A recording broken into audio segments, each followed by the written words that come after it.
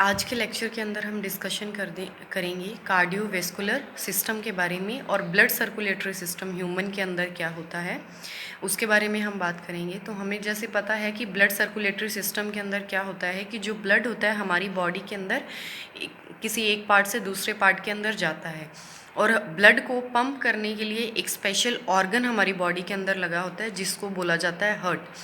16th century के अंदर किसी साइंटिस्ट ने ये इस चीज़ को डिस्कवर किया था कि बॉडी के अंदर एक हार्ट नाम की चीज़ होती है जो क्या करती है, ब्लड को पूरी बॉडी के अंदर सर्कुलेट करने का काम करती है, पंप करने का काम करती है। तो सबसे पहले हम देख लेते हैं ह्यूमन बॉडी के अंदर जो हार्ट होता है वो कहाँ पर सिचुएटेड होता है।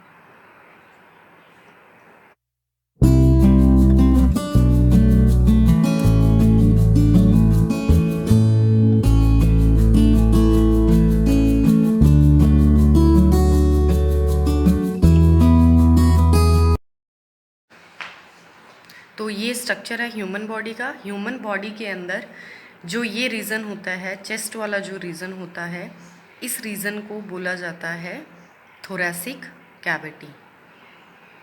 Thoracic cavity. थोरैसिक कैविटी के अंदर दो लंग्स प्रेजेंट होते हैं जो रेस्पिरेटरी सिस्टम के अंदर काम करने में हेल्प करते हैं। दो लंग्स प्रेजेंट होते हैं, जो दो लंग्स प्रेजेंट होते हैं उनके बिल्कुल सेंटर के अंदर हार्ट प्रेजेंट होता है। वैसे ये बोला जाता है कि जो हार्ट होता है वो लेफ़्ट साइड के अंदर प्रेजेंट होता है। एक्चुअली ये बात करेक्ट नहीं है। रीज़न है इसके लेफ़्ट साइड कहने का वो ये है कि इसका जो एपिक्स वाला रीज़न है, मतलब कि जहाँ से जो हार्ट होता है थोड़ा सा तीखा होता है, ट्रायंगल शेप के अंदर जो बना होता है वहाँ पे, वो वाला जो रीज़न होता है वो थोड़ा सा लेफ़्ट की तरफ में ज़्यादा शिफ्ट होता है। तो अगर रेशियो में बात की जाए तो जो लेफ़्ट साइड है उसके अंदर ज़्यादा रेशियो के अंदर जो हार्ट का स्ट्रक्चर है वो प्रेजेंट है, इसीलिए बोला जाता है कि लेफ़्ट साइड के अंदर क्या होता है, हार्ट प्रेजेंट होता है। तो ये तो स्ट्रक्चर था, आपको फिजिकल बॉडी के अंदर मैंने बताया। अभी इसी हार्ट के स्ट्रक्चर को डिटेल के अंदर बना के देख लेते हैं कि एक्चुअली के अंदर ये स्ट्रक्चर होता कैसे है और इसके अंदर कौन कौन से पार्ट्स होते हैं, कितने पार्ट्स होते हैं, जिससे हम फर्दर ये पता लगाएंगे कि किस तरीके से जो ब्लड है वो हमारी बॉडी के अंदर पंप किया जाता है।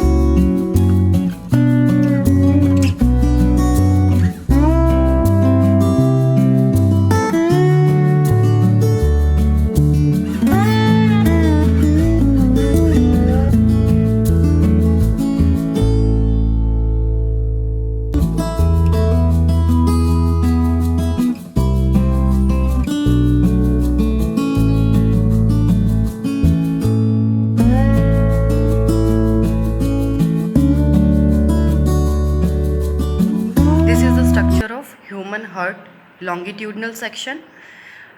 अब हम डिस्कशन करते हैं इस हार्ट के स्ट्रक्चर के बारे में। क्या होता है कि हार्ट के अंदर 4 चैम्बर प्रेजेंट होते हैं, 1 2 3 4 चैम्बर्स। जो वेरी फर्स्ट चैम्बर होता है उसको बोला जाता है राइट एट्रियम, सेकेंड चैम्बर को बोला जाता है लेफ्ट एट्रियम। राइट एट्रियम के नीचे राइट वेंट्रिकल प्रेजेंट होता है, लेफ्ट एट्रियम के नीचे लेफ्ट वेंट्रिकल प्रेजेंट होता है। अभी देखो क्या होता है कि जो राइट एट्रियम होता है उसके अंदर 2 वेना कैवास खुलती हैं, ठीक है। ये जो वेना कैवास होती हैं ये लार्जेस्ट वेन होती है ह्यूमन बॉडी के अंदर। जो 2 होती हैं उनका नाम है सुपीरियर वेना कैवा, और जो दूसरे वाली है उसको बोला जाता है इन्फीरियर वेना कैवा। जो सुपीरियर वेना कैवा होती है उसका एम होता है कि उसने डीऑक्सीजनेटेड ब्लड अपर बॉडी से एब्डोमेन कैविटी और एब्डोमेन कैविटी के ऊपर से थोरेसिक कैविटी और जो हेड वाला रीजन है वहाँ से सुपीरियर वेना कैवा ने ब्लड लेकर इसके अंदर आना होता है राइट एट्रियम के अंदर। और जो इन्फीरियर वेना कैवा होती है वो बॉडी के लोअर पार्ट से ब्लड लेकर राइट एट्रियम के पास आती है। ये दोनों क्या करती हैं, डीऑक्सीजनेटेड ब्लड लेकर आती हैं। बॉडी के अंदर जितना भी डीऑक्सीजनेटेड ब्लड है ये इन दोनों की रिस्पॉन्सिबिलिटी होती है, वो किसको देते हैं, राइट एट्रियम को देते हैं। राइट एट्रियम के बाद यहाँ पे जितना भी ब्लड होता है वो एक वाल्व के थ्रू राइट वेंट्रिकल के अंदर चला जाता है। सारा डीऑक्सीजनेटेड ब्लड कहाँ पर चला जाएगा, राइट वेंट्रिकल के पास चला जाएगा। और किसके थ्रू होकर जाएगा, ट्राइकस्पिड वॉल्व के थ्रू होकर जाएगा। ये जो ट्राइकस्पिड वॉल्व होता है ये किस में हेल्प करता है, देखो जब बॉडी से सारा ब्लड आता है, जो जितना भी डीऑक्सीजनेटेड ब्लड है वो आएगा तो क्या होता है वो काफ़ी अमाउंट के अंदर होता है। तो ये जो ब्लड होता है इसको ट्राइकस्पिड इसीलिए बोला गया है क्योंकि इसके पास 3 वॉल्व्स प्रेजेंट होते हैं जिसने सारे ब्लड को राइट वेंट्रिकल के अंदर लेके जाना होता है, ठीक है। राइट वेंट्रिकल के अंदर जितना भी डीऑक्सीजनेटेड ब्लड है वो आ जाएगा। आने के बाद अब देखो क्या होता है, ये जो वॉल्व्स होते हैं, ये जो वॉल्व प्रेजेंट है ये कभी भी बैक फ्लो नहीं होने देते। हार्ट के अंदर जितने भी वॉल्व्स प्रेजेंट हैं वो कभी भी बैक फ्लो नहीं होने देंगे ब्लड का, ठीक है। जिसकी वजह से ह्यूमंस के अंदर क्या होता है, एक यूनी डायरेक्शन के अंदर जो ब्लड होता है वो फ्लो होता है। तो इसीलिए ब्लड राइट वेंट्रिकल के अंदर आएगा लेकिन कभी भी राइट वेंट्रिकल से वापस नहीं जाएगा राइट एट्रियम के अंदर, वो आगे किसी नेक्स्ट ऑर्गन के अंदर ही हमेशा जाएगा। तो अब ये देखो ये जो वॉल्व्स होते हैं इसके नीचे मसल्स टेंडन्स प्रेजेंट हैं। ये टेंडन्स क्या नहीं करने देते, ये जो वॉल्व्स होते हैं इनको ऊपर की तरफ नहीं होने देते कि अगर नीचे की तरफ से अगर प्रेशर लगा तो ये वॉल्व्स कभी भी ऊपर की तरफ नहीं जाते, ये इसी पोजीशन के अंदर अपना स्टेबल रहते हैं। और ये जो टेंडन्स होते हैं इनके साथ एक मसल्स लगी होती हैं जिनको बोला जाता है पैपिलरी मसल्स। इन पैपिलरी मसल्स का क्या काम होता है, ये जो टेंडन्स होते हैं इसको ये जो बॉडी के अंदर एंडोकार्डियम है उसके साथ जॉइंट करके रखने का ये काम करती है। दोनों वेंट्रिकल्स के अंदर सेम सिचुएशन के अंदर ये टेंडेंस प्रेजेंट होते हैं और मसल्स भी दोनों के अंदर ही होती हैं, पैपिलरी मसल्स। अब क्या होगा, राइट वेंट्रिकल से जितना भी ऑक्सीजनेटेड ब्लड है ये कहाँ पर चला जाएगा, पल्मोनरी आर्टरी के अंदर चला जाएगा। सारा डीऑक्सीजनेटेड ब्लड पल्मोनरी आर्टरी के अंदर जाएगा। पल्मोनरी आर्टरी के अंदर जाने के बाद पल्मोनरी आर्टरी क्या होती है, 2 पार्ट्स के अंदर डिवाइड हो जाती है। तो ये 2 पार्ट्स के अंदर डिवाइड क्यों होती है, क्योंकि जो पल्मोनरी आर्टरी होती है उसकी रिस्पॉन्सिबिलिटी होती है कि इसने जितना भी डीऑक्सीजनेटेड ब्लड है उसको लंग्स के अंदर लेके जाना है।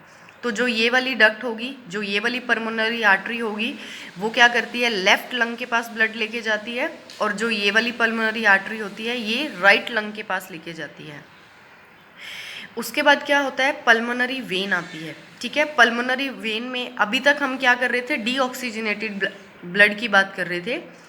अभी तक मैं ब्लू पेन से इसको ड्रॉ कर रही थी, लेकिन पल्मोनरी आर्टरी के अंदर जाने के बाद जितना भी ब्लड है लंग्स के अंदर ऑक्सीजनेट हो जाएगा और ऑक्सीजनेट होकर 4 पल्मोनरी वेन्स के थ्रू 4 पल्मोनरी वेन्स के थ्रू कहाँ पर आ जाएगा, राइट एट्रियम के अंदर आ जाएगा। अब ये वाला जो ब्लड है ये कैसा है, ये ऑक्सीजनेटेड ब्लड है। तो ये जितना भी ऑक्सीजनेटेड ब्लड है ये मिट्रल वाल्व के थ्रू या फिर बाइकस्पिड वाल्व के थ्रू कहाँ पर आ जाएगा, लेफ्ट वेंट्रिकल के अंदर आ जाएगा। ठीक है, तो लेफ्ट वेंट्रिकल के अंदर आने के बाद ये सारा ब्लड कहाँ पर चला जाएगा, एओर्टा के अंदर चला जाएगा। और एओर्टा क्या होती है, लार्जेस्ट आर्टरी होती है ह्यूमन की बॉडी के अंदर। एओर्टा की रिस्पॉन्सिबिलिटी होती है कि जितना भी ऑक्सीजनेटेड ब्लड है उसने वो सारा ब्लड बॉडी के अंदर जितने भी सेल्स हैं, अप्रॉक्स 75 ट्रिलियन सेल्स हमारी बॉडी के अंदर होते हैं, उन सभी सेल्स को ये ब्लड पहुंचाने का काम करती है। ये तो हमने इसके स्ट्रक्चर्स की बात की थी। अब नेक्स्ट एक बात कर लेते हैं, ये जो हार्ट होता है ये 3 मेम्ब्रेन से बना होता है। 3 मेम्ब्रेन्स कौन सी हैं, जो तो बिल्कुल अंदर की तरफ मेम्ब्रेन प्रेजेंट होती है, बहुत ही ज़्यादा स्मूथ मेम्ब्रेन होती है, इसको बोला जाता है एंडोकार्डियम। उसके बाद जो थिक मसल के अंदर प्रेजेंट होती है उसको बोला जाता है मायोकार्डियम, और जो बिल्कुल बाहर की तरफ प्रेजेंट होती है उसको बोला जाता है पेरिकार्डियम। ये जो मायोकार्डियम है, ये देखो कि हर स्ट्रक्चर के अंदर डिफरेंट एरियाज़ के अंदर डिफरेंट तरीके से प्रेजेंट होती है। देखो यहाँ पे मायोकार्डियम की बात की जाए तो मायोकार्डियम कैसी है, पतली है। अगर वेंट्रिकल रीजन की मैं बात करूँ तो यहाँ पे देखो ये जो मायोकार्डियम है ये कैसी है, थिक है। ऊपर से तो थिन है लेकिन नीचे से आके ये थिक हो जाती है। और राइट वेंट्रिकल के अंदर जितनी थिक है, लेफ्ट वेंट्रिकल के अंदर उससे भी ज़्यादा थिक है। इसका रीज़न क्या है, जो राइट वेंट्रिकल होता है उसने जो ब्लड सप्लाई करनी होती है वो लंग्स को सप्लाई करनी होती है, और जो लंग्स होते हैं वो क्या होते हैं, हार्ट के बिल्कुल पास में होते हैं, तो इसको इतना ज़्यादा प्रेशर की ज़रूरत नहीं होती, जिसके कारण ये वाली जो वॉल है, जो मायोकार्डियम है, वो थोड़ी सी थिन है as compare to left ventricle. Left ventricle के अंदर सबसे ज़्यादा थिक लेयर के अंदर मायोकार्डियम प्रेजेंट होती है। इसका रीज़न क्या है, क्योंकि लेफ्ट वेंट्रिकल की रिस्पॉन्सिबिलिटी है कि ब्लड को फुल प्रेशर के साथ पंप करके एओर्टा के अंदर भेजा जाए, ताकि जो ब्लड है पूरी बॉडी के अंदर इक्वल अमाउंट्स के अंदर कम टाइम के अंदर पहुंच जाए। तो इसीलिए क्या होता है, लेफ्ट वेंट्रिकल की जो वॉल होती है वो ज़्यादा थिक होती है, क्योंकि इसने ज़्यादा प्रेशर से जो ब्लड होता है वो सारी बॉडी के अंदर पहुंचाना होता है। तो ये तो था हार्ट का मैकेनिज़्म। ठीक है, हार्ट के पार्ट्स हमने देखे और उसका मैकेनिज़्म देखा। अब इसके बारे में देख लेते हैं कुछ इंटरेस्टिंग बातें। जो हार्ट होता है वो एक दिन के अंदर 8000 लीटर ब्लड को क्या कर देता है, अपनी बॉडी से प्यूरिफाई करके निकालने का काम करता है। 8000 लीटर को ये फिल्टर करने का काम करता है। मतलब कि 1 मिनट के अंदर ये कितना करता है, 6 लीटर तक का जो ब्लड है वो डीऑक्सीजनेटेड ब्लड को ऑक्सीजनेटेड करके बॉडी के अंदर क्या कर देता है, सेंड कर देता है। ठीक है,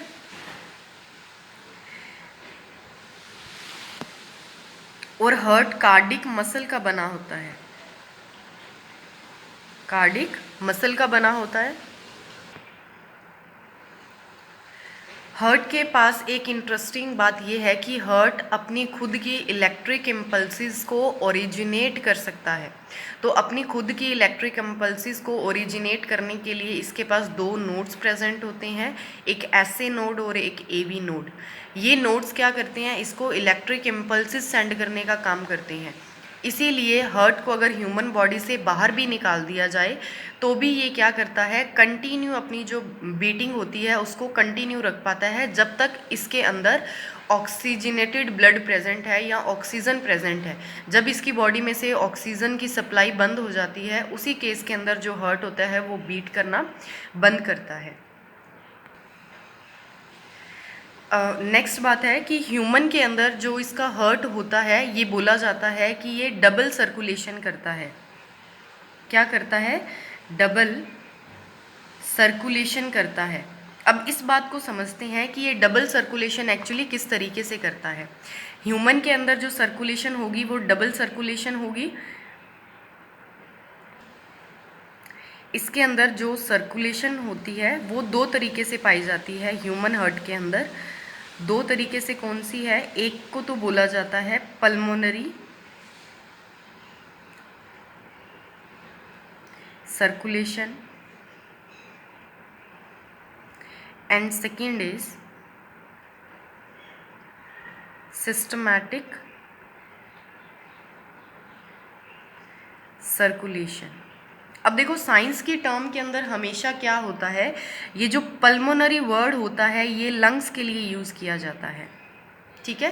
तो ह्यूमन हार्ट के अंदर अगर अपन देखें, अभी हमने इसका मैकेनिज्म देखा कि हार्ट के अंदर किस तरीके से डीऑक्सीजनेटेड ब्लड आता है और ऑक्सीजनेटेड ब्लड इसकी बॉडी से बाहर जाता है। तो अब देखो एक्चुअली क्या होता है, जो डीऑक्सीजनेटेड ब्लड है वेना कैवा से राइट एट्रियम के अंदर आया, राइट एट्रियम से राइट वेंट्रिकल के अंदर गया और राइट वेंट्रिकल से कहाँ पर गया, पल्मोनरी आर्टरीज के अंदर गया।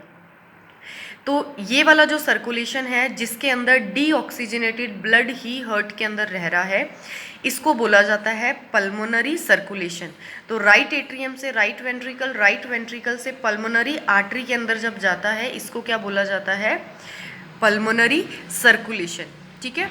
और इसके अंदर एक बात हो रहा है, ये जो पल्मोनरी आर्टरी है जब राइट वेंट्रिकल से पल्मोनरी आर्टरी के अंदर एंटर करेगा तो वहाँ पर एक वाल्व प्रेजेंट होता है जिसको बोला जाता है पल्मोनरी वाल्व। इसको ये वाला जो सर्कुलेशन है, जो राइट साइड का इसका जो सर्कुलेशन है वो सारा सर्कुलेशन किसके अंदर आता है, पल्मोनरी सर्कुलेशन के अंदर आता है। दूसरी बात कर लेते हैं कि जब हार्ट लंग्स से प्यूरिफाई होके ब्लड पल्मोनरी वेन से लेफ्ट एट्रियम के अंदर जाता है, लेफ्ट एट्रियम से लेफ्ट वेंट्रिकल के अंदर जाता है और लेफ्ट वेंट्रिकल से एओर्टा के अंदर जाता है, कौन से वॉल्व की हेल्प से, एओर्टा वॉल्व की हेल्प से।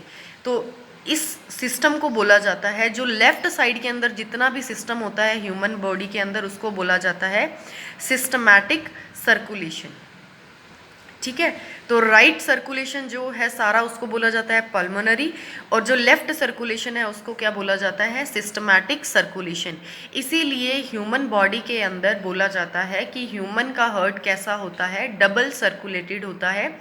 इसके अंदर जो हार्ट होता है वो दो बार एंटर करता है, एक बार तो वेना कैवा के थ्रू एंटर करता है, सेकेंड टाइम पल्मोनरी वेन के थ्रू एंटर करता है। अगर टोटल वॉल्व्स की बात की जाए कि हार्ट के अंदर टोटल वॉल्व्स कितने होते हैं, तो टोटल वॉल्व्स कितने हैं, 1 2 3 4 4 वॉल्व्स ये कौन से हैं, फर्स्ट वॉल्व को बोला जाता है ट्राइकस्पिड वॉल्व, सेकंड वॉल्व को बोला जाता है पल्मोनरी वॉल्व, थर्ड वॉल्व को बोला जाता है एओर्टा वॉल्व, फोर्थ वॉल्व को बोला जाता है मिट्रल वॉल्व या फिर इसको बाइकस्पिड वॉल्व भी बोला जाता है।